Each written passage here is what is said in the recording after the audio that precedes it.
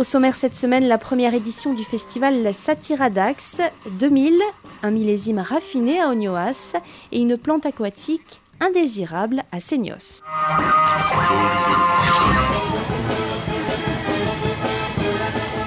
Impossible de rater l'arrivée du président à la tête de chou Christophe Salingro, venu inaugurer la semaine dernière la première édition du festival de la satire à Dax.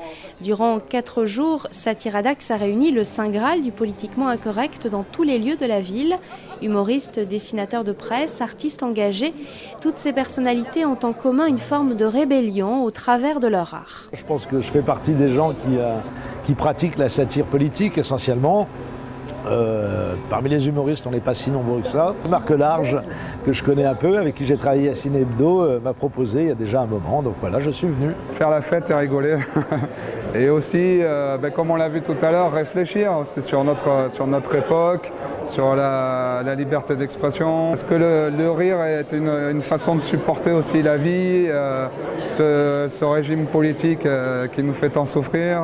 Didier Porte, les Vents passent, Benoît Delépine, Christophe Alévêque et même l'emblématique leader syndicaliste Xavier Mathieu. Un plateau inédit dans la cité thermale pour un public souvent démonté, parfois dérouté et des élus emballés. Et c'est un succès parce qu'on le voit depuis 3 jours.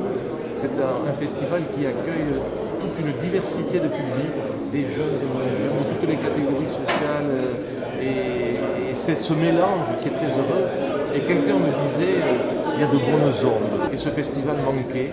Et aujourd'hui, j'espère qu'il s'inscrira dans la pérennité. Satiradax s'est clôturé dimanche sur un goût d'inachevé d'un voyage inattendu au pays de la satire et de la gaudriole. Parler du millésime 2000 à Ognoas fait écho à une année de prestige pour l'eau-de-vie d'Armagnac, un cru exceptionnel marqué par une maturité remarquable et une distillation prodigieuse.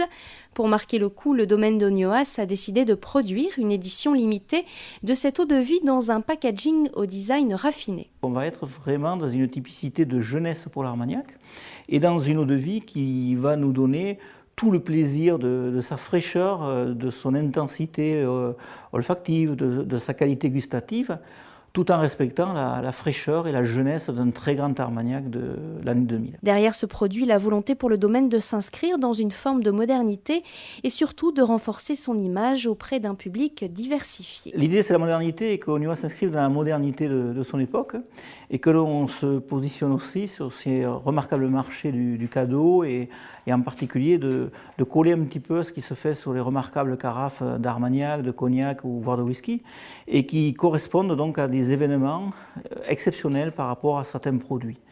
Donc nous avons voulu vraiment démarquer ce millésime-là de la traditionnelle cire, des traditionnelles bouteilles du domaine qui concernent les autres millésimes. Sorti en édition limitée à 2000 exemplaires, ce coffret est une idée cadeau originale à l'approche de la fête des pères.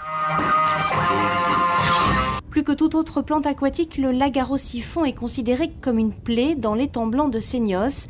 Importé d'Afrique du Sud dans les années 80, l'espèce végétale a trouvé sur ce site les conditions idéales à son développement.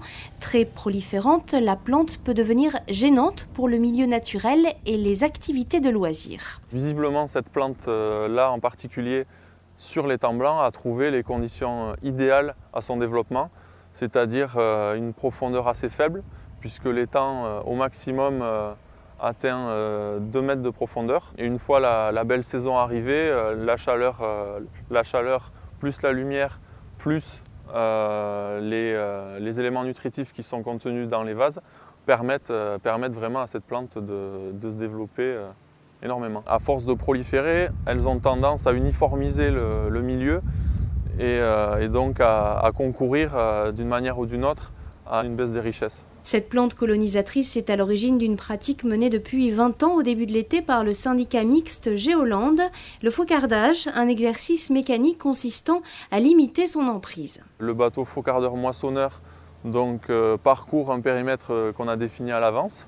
Il coupe les plantes et il les stocke sur le bateau. Ensuite, il revient à quai. Il les décharge dans une benne Et ensuite, ces plantes vont être épandues sur une parcelle forestière. Cette année, des scientifiques ont été missionnés pour évaluer l'impact des opérations de faucardage sur la prolifération de la plante. Ces études sont menées par une équipe du CEMAGREF, l'Institut de recherche en sciences et technologies pour l'environnement. Alors en fait, on va donc étudier une station de référence dans chacune des zones qui correspondent aux travaux qui ont été faits sur le lac Garot-Siphon. Donc des zones où, au contraire, il n'y a pas eu de travaux du tout depuis le départ, depuis une vingtaine d'années. Des zones où la plante a été moissonnée régulièrement tous les ans. Et puis des zones où elle n'a pas été moissonnée depuis 2 ans ou 3 ans. Donc on va essayer de voir s'il y a des différences de développement, de qualité de la plante elle-même, d'architecture, enfin de forme de la plante, s'il y a des différences entre ces zones pour voir si le fait de la moissonner régulièrement a un impact sur elle. Chaque jour, près de 80 tonnes sont moissonnées par le bateau faucardeur. L'opération, elle, se prolonge jusqu'à la mi-juin.